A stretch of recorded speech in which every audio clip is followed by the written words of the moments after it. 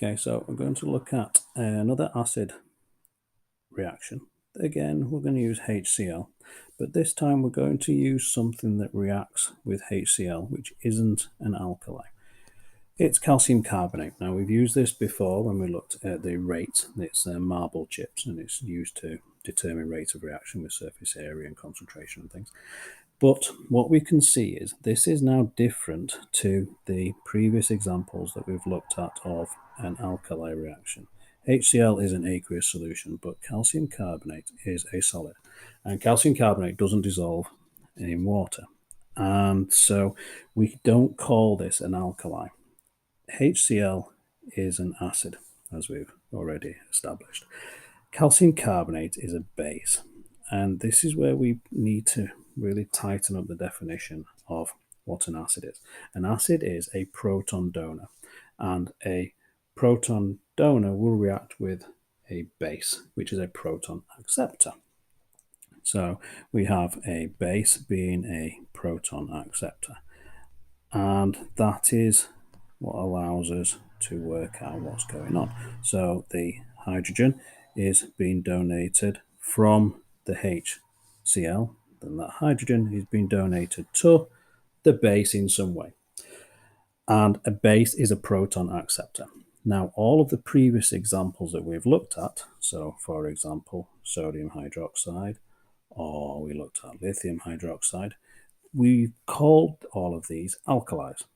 And the differentiation here is that these substances dissolved in water. And so they are basic in the sense that these will also accept a proton. Therefore, they're basic in that chemical situation whereby they will accept a proton, they will accept a hydrogen ion. But because they dissolve in water to form a solution, we call them an alkali. If the substance that is reacting with the acid accepts a proton but has done so by not dissolving in water, then we would call that a base.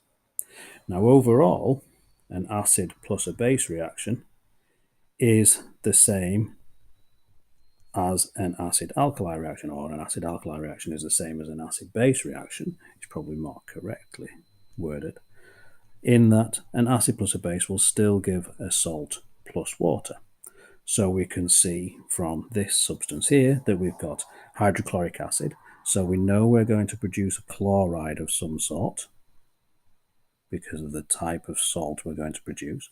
We know we're probably going to get a calcium salt. So we know that the salt is going to be calcium chloride. And we're also going to produce water because we always produce water in an acid-base or acid-alkali reaction.